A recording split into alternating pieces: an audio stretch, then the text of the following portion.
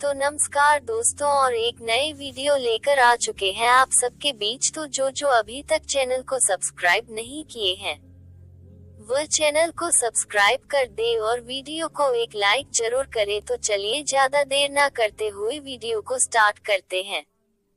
ये तो हम सभी जानते हैं कि पृथ्वी के बाहर स्पेस है जो बेहद घना और अंधकार से घिरा हुआ है। इसी स्पेस में अनेकों सैटेलाइट पृथ्वी का चक्कर लगाती है, जिस धरती पर सोचने और प्रसार का काम पूरा होता है। लेकिन क्या आपने कभी सोचा है कि पृथ्वी के आसमान से कितनी दूरी पर जाने के बाद अंतरिक्ष की शुरुआत होती है? क्या इसका कोई और है? अगर नहीं तो आज के इस वीडियो में हम जानेंगे कि पृथ्वी के आसमान से कितनी दूरी से शुरू होता है अंतरिक्ष। बाकी है, शुरू करते हैं ये रोमांचक वीडियो। क्या है अंतरिक्ष? पृथ्वी के आसमान से अंतरिक्ष की दूरी जाने से पहले हमें ये समझना होगा कि अंतरिक्ष क्या है और कैसा दिखाई देता है। पृथ्वी पर दिन के समय सूरज की रोशनी की वजह से हमें अंतरिक्ष नहीं दिखाई देता है, लेकिन अंधेरा होने पर आसमान में सैकड़ों तारे दिखाने लगते हैं। ये तारे दिन के समय भी आसमान में ही होते हैं, लेकिन सूरज की रोशनी की वजह से हमें क्लियरली दिखाई नहीं देते। अंतरिक्ष एक ऐसी जगह है जहां पर सभी खगोलीय पिंड, तारे और विभिन्न ग्रह होते हैं, जबकि धरती का आकाश वह जगह होती है जो बिल्कुल खाली होता है।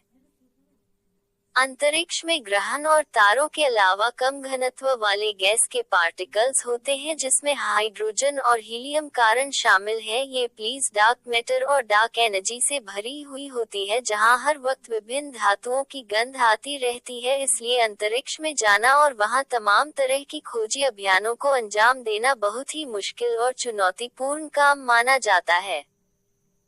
धरती के आसमान से कितना दूर है अंतरिक्ष? एक ऐसा सवाल है जिसका जवाब बहुत ही कॉम्प्लिकेटेड है। पृथ्वी की संरचना कुछ ऐसी है कि इसका वातावरण बहुत ही घना है और मीलों मील तक फैला हुआ है। इस वायुमंडल को ओजोन लेयर के नाम से जाना जाता है, जो सूरज की हानिकारक किरणों के साथ साथ विभिन्न प्रकार के उल्कापिंडों और क्षुद्र ग्रहों से इंसानों की रक्षा करता है। लेकिन इंसान पृथ्वी से जितना दूर जाता रहेगा, वैसे वैसे पृथ्वी का वायुमंडल कम घना होने लगेगा और उसकी परतें बेहद पतली हो जाएगी। जिस जगह पर जाकर पृथ्वी का वायुमंडल खत्म होता है, बस उसी जगह से अंतरिक्ष की शुरुआत होती है। लेकिन पृथ्वी के वायुमंडल की समाप्ति और अंतरिक्ष की शुरुआत के उसे बिंदु की पहचान को लेकर दुनिया भर के वैज्ञानिक एजेंसियों के बीच मतभेद और अलग अलग विचार हैं। अमेरिकी स्पेस एजेंसी नासा का मानना है कि जमीन से ऊपर जी पॉइंट पर प्रेशर की मात्रा 1 पाउंड पर स्क्वायर फीट से कम यानी 0.00048 बार से कम हो जाए, उसे जगह से अंतरिक्ष की शुरुआत हो जाती है। इसका मतलब पृथ्वी के आसमान से अंतरिक्ष की शुरुआत को प्रेशर के हिसाब से पहचाना जा सकता है। जमीन से लगभग 81 किलोमीटर की ऊंचाई पर प्रेशर पॉइंट 0.0048 बार से कम होता है, जहां से अंतरिक्ष की शुरुआत होती है। लेकिन नासा की थ्योरी के सामने आने के बाद एरोस्पेस इंजीनियर थियोडोर बनकरकर ने पृथ्वी के आसमान से अंतरिक्ष की शुरुआत को लेकर एक नया अध्ययन दुनिया के सामने रखा, जिसमें जमीन से 100 किलोमीटर की ऊंचाई के बाद अंतरिक्ष की शुरुआत हो जाने का दावा किया गया था। कर ने अपनी थ्योरी में बताया कि जमीन से इस दूरी पर विभिन्न स्पेसक्राफ्ट को उड़ान भरने और नीचे आने के लिए ऑर्बिटल वेलोसिटी की जरूरत होती है, जिससे ये साबित होता है कि जमीन से 100 किलोमीटर की दूरी पर ही अंतरिक्ष की शुरुआत होती है। उनकी स्टोरी को वैश्विक स्तर पर कई वैज्ञानिक एजेंसियों ने मान्यता दी और जमीन से 100 किलोमीटर की ऊंचाई पर कार्बन लाइन के नाम पर एक काल्पनिक सीमा रेखा का निर्माण कर दिया, जिसके पर अंतरिक्ष की शुरुआत होती है। कार्बन लाइन से नीचे 100 किलोमीटर के हिस्से को धरती का वायुमंडल माना जाता है, जो पृथ्वी को विभिन्न प्रकार के हानिकारक तत्वों से सुरक्षित रखता है। लेकिन कार्बन लाइन के निर्माण के बाद भी आसमान से अंतरिक्ष की शुरुआत को लेकर लगातार शोध कार्य जारी रहे, जिसके परिणाम स्वरूप ये सवाल खड़ा होने लगा कि पृथ्वी का वातावरण हजारों किलोमीटर तक फैला हुआ है, फिर उसे सिर्फ 100 किलोमीटर के दायरे में ही कैसे सीमित किया जा सकता है? अगर हम पृथ्वी के वातावरण के विभिन्न लेयर्स पर नजर डालें तो पाएंगे कि इसकी पहली लेयर यानी ट्रोपोस्फेयर 12 किलोमीटर की ऊंचाई तक फैली हुई है।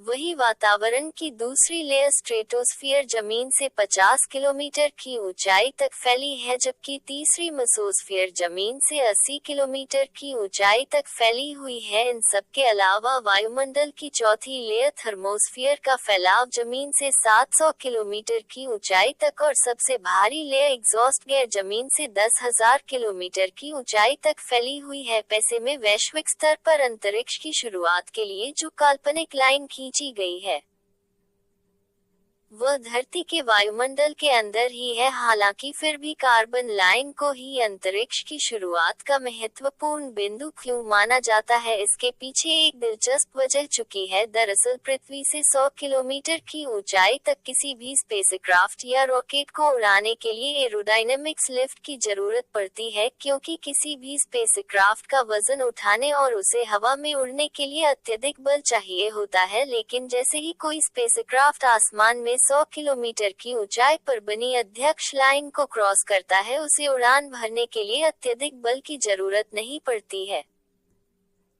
यही वजह है कि पृथ्वी के वायुमंडल के मिलों मिल तक फैले रहने के बावजूद भी जमीन से 100 किलोमीटर की ऊंचाई के बाद अंतरिक्ष की शुरुआत हो जाती है, जहां कोई भी स्पेसक्राफ्ट की सैटेलाइट उड़ान भरने के लिए ऑर्बिटल वेलोसिटी पर निर्भर रहता है। तो दोस्तों, अब तो आप समझ गए होंगे कि धरती के आसमान से स्पेस की दूरी कितनी है और उसकी पहचान कैसे की जा सकती है। अगर कभी भविष्य में आप पृथ्वी से दूर 100 किलोमीटर की ऊंचाई तक पहुंचने में कामयाब हो जाते हैं तो यकीनन आप अंतरिक्ष के दर्शन कर लेंगे, जहां आपको ढेर सारे तारे और घना अंधेरा नजर आएगा, लेकिन जरा सावधान रहेगा। तो दोस्तों, आज के लिए इतना ही। मिलते हैं नेक्स्ट वीडियो पर।